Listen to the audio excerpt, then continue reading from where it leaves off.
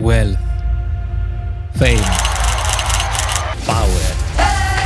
Goldo Roja got everything this world had to offer, and he left it all in One Piece. The new Netflix series, the adaptation of the best-selling manga in history, One Piece, which also happens to be the greatest story ever told. So the live-action team had a Dark Souls Deathless Run level of difficult task ahead of them. But surprisingly, for some faithless heathens, because I always believed, they did pretty good, not gonna lie. I watched this shit multiple times, I should know.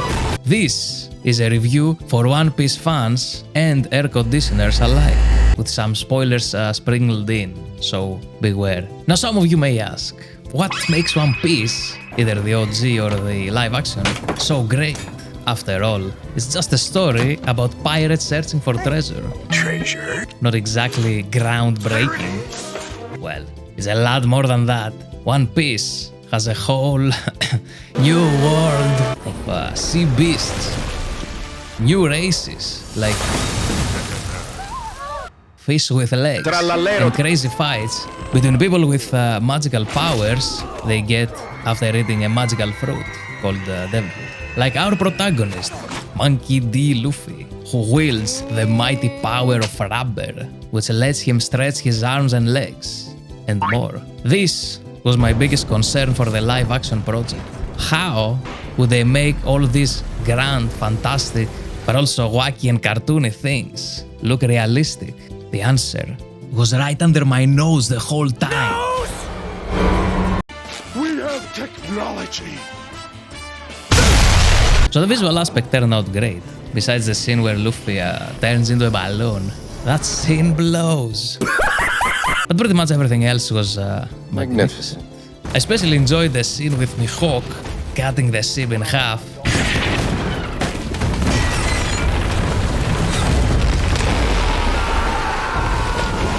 And the fight right after that, when Don Krieg's balls were coming on the Hawk's face, but he blocked them with his big black blade.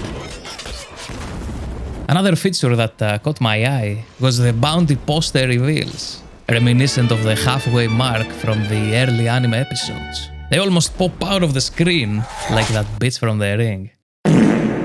But the interaction between the graphic and the characters pulls you back into the One Piece world. Despite what I said about the balloon thing earlier, they also delivered with Luffy's Gum shenanigans. With highlights being the Gatling against Arlong, and the finishing move that demolished Arlong's crib. They knocked it out of the park. Speaking of Devil Fruit powers, they nailed Buggy's parts too. That gives me hope for the future, where there are more fruits going around than casino slot machines. By the way, let's give a round of applause for the design team as well. The scenery, the ships, the costumes were all excellent. Even the fishman prosthetics, which at first might catch you off guard, by the end, have you hooked. Guess that's the allure of the whole show. But this is all superficial. A successful show can't just look good. It needs a good plot. But when the king went to claim the treasure... Fortunately, this is One Piece forte. Trust me. The story follows our rubber boy Luffy, who aspires to be King of the Pirates! By finding the greatest treasure there is. Friendship. I mean, the One Piece. To achieve that, he must sail to the Grand Line, the most mysterious, dangerous, unpredictable ocean in the world. The thing is, as Nami says, every idiot dreams of finding the One Piece. Plus the Marines around the world exist to stop them. So Luffy is gonna need a lot of help from a strong, loyal crew. All I need is a loyal crew. In these 8 episodes, we see Luffy's first step of his journey, gathering his crewmates, or friends, before entering the Grand Line with the big boys. That's the pitch for the suits at Netflix headquarters. But as Luffy says, I'm a different kind of pirate. And this is a different kind of pirate story. It's more of a story about chasing your dream, no matter what anyone else thinks or who stands against it, even if you die trying on the way. Each of Luffy's crew members has their own storyline and dream. I'm gonna become a brave warrior of the sea! For example, Luffy's first mate is a guy who slays pirates and collects their bounty for a living. He slices a guy in half and stuffs him in a bag in his intro, for fuck's sake. A renowned pirate killer. Great first choice to start a pirate crew. This guy is a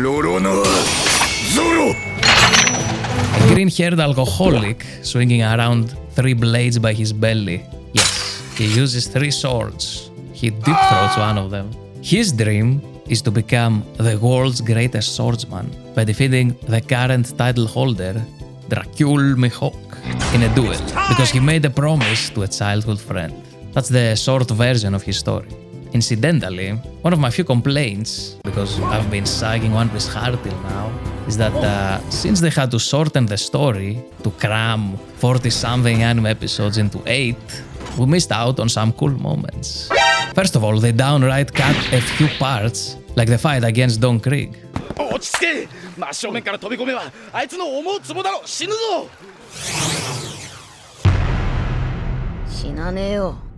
My favorite East Blue fight. What's not to like? Luffy with his bare arms versus Don Krieg with his bare arms.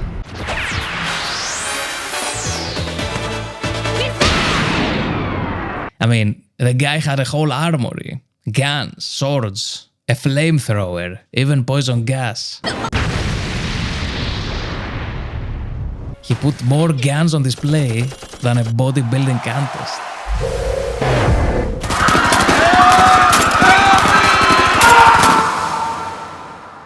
But Luffy didn't need guts.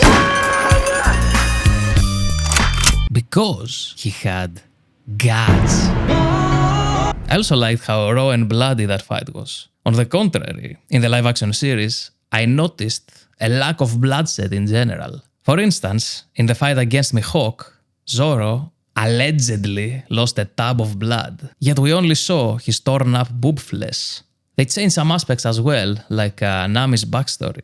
They did my boy Genzo dirty, man. In the original, he stood against Arlong when he tried to snatch Nami away. Genzo pulled the guns out shooting, but unfortunately, Kurobi got in the way, who butchered him, gave him a free surgery, a new skin giveaway. And still, after all that, Genzo stood up and said,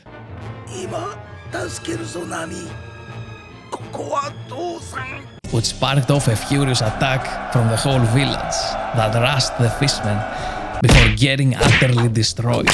An intense, touching scene. But in the live-action version, Nami went to Arlong's crew to join voluntarily, so they had to adjust some details. Though, to be fair, they added new elements to the story too, such as the entire Garp hounding Luffy subplot, which was good to build up Kobe and Helmeppo for the future. So yeah, a lot of things have changed from the source material, but the spirit I'm gonna be king of the pirate. remains true. That's because even if the story deviates, the characters have character. Characterized by characteristic of their characters. You feel me? In other words, the 3D human beings embody the Japanese drawings. In other words, the actors did our beloved characters justice. Iñaki Godoy feels like Luffy. A nice segue to talk about the cast. First, I'd like to mention my villains depiction power rankings before we discuss the main gang. Number 5, at the bottom, we have, it's in the name, Iron Club Alvida. And coming in at number 4 is Axe Hand Morgan. More like Wanks with a mirror in his hand Morgan. No, wait, he can't. He only has one hand.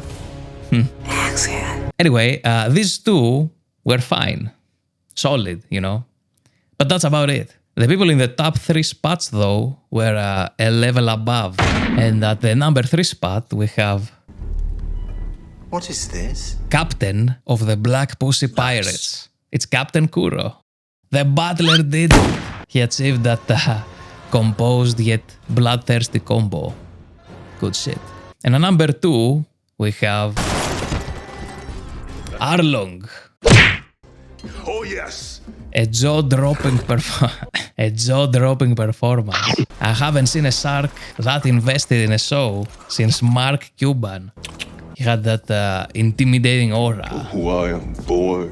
And a ruthless demeanor mixed with some fish swag. That's why I fucked your bitch, you fat. The actor gets an extra point too because he used Arlong's actual laugh a couple of times.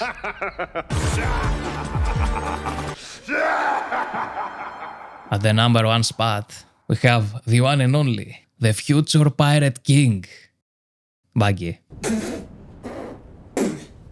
Hello, boys! Our favorite. Fucking clown. Surprise, shithead! Although if we're counting Mihawk on the bad guy side, they'd be sharing the top spot. Great acting chops from both.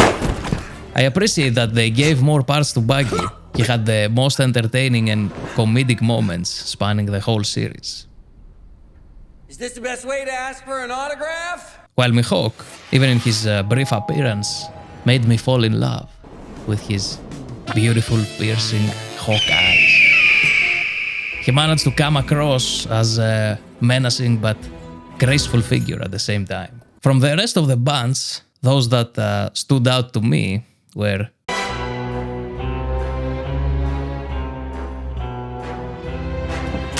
The Marines are here.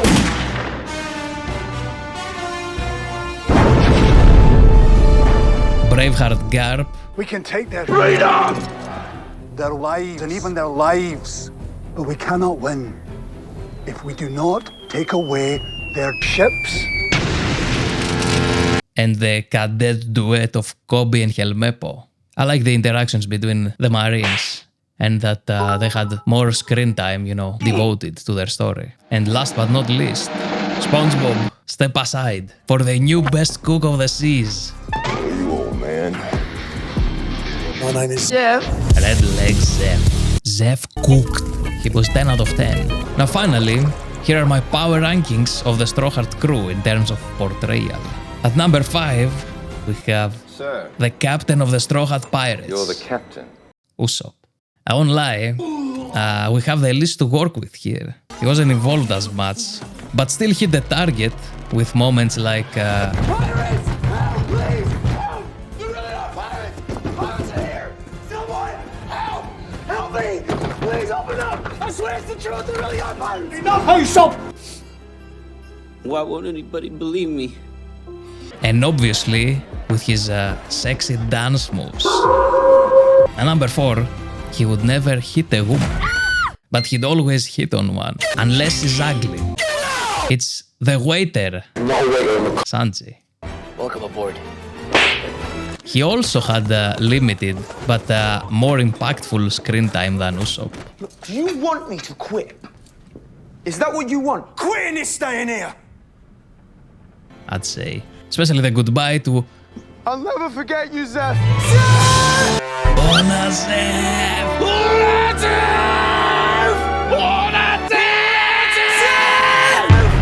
Really great fighter too. Number 3. Who's that Pokemon? For this one, let's do something different. I'm gonna let you guess the character by providing subtle hints and carefully constructed. It's fucking Zoro. Good talker, usually with one-liners. My favorite is number 1. An even gooder fighter. He had the best action scenes. Stop talking and fight.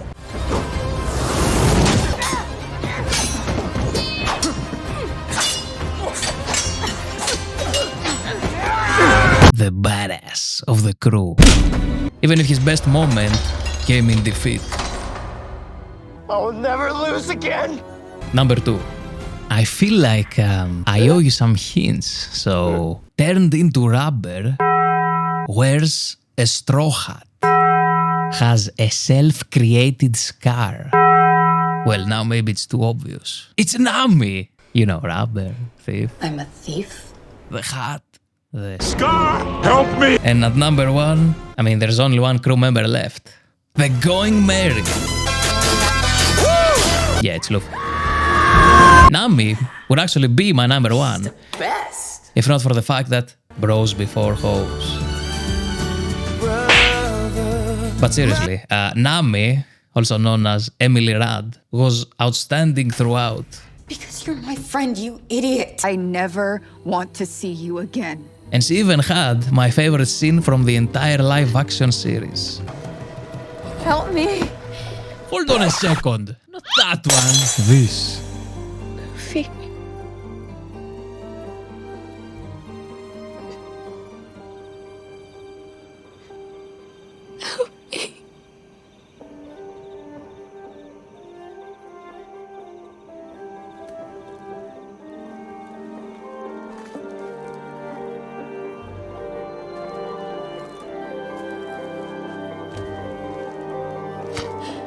However, Who the hell is Monkey D. Luffy? there's something about Inyaki's performance. Here. Maybe his childlike enthusiasm. It's ready! And what is it? Or Jolly Roger. His goofy charm. His distinctive accent. One man's trash is another man's treasure. His bushy eyebrows. Impressive. I don't know. Something. Something that makes me smile when I watch him on the screen. Hey, Zoro. What's up? Isn't that the point of Luffy's character? To spread joy and laughter? Isn't that the point of the whole fucking series? I am the captain. We are the Straw Hat Call crew. me Captain I am Captain Usopp. Usopp. In I every am sea, the they call me Captain Captain. Usopp. Captain me. And the captain I usually am is the also the captain. one that gets the I ship am and the knows the most captain. about Me, shit. I am.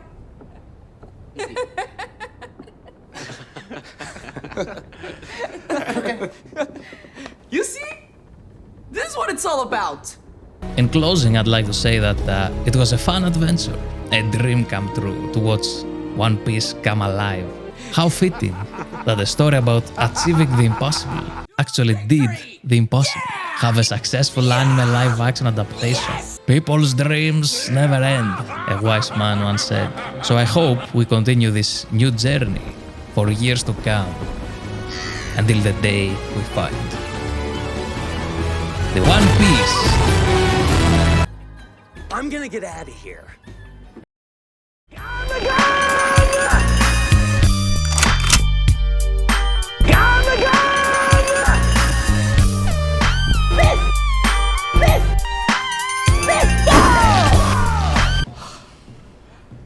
That was amazing.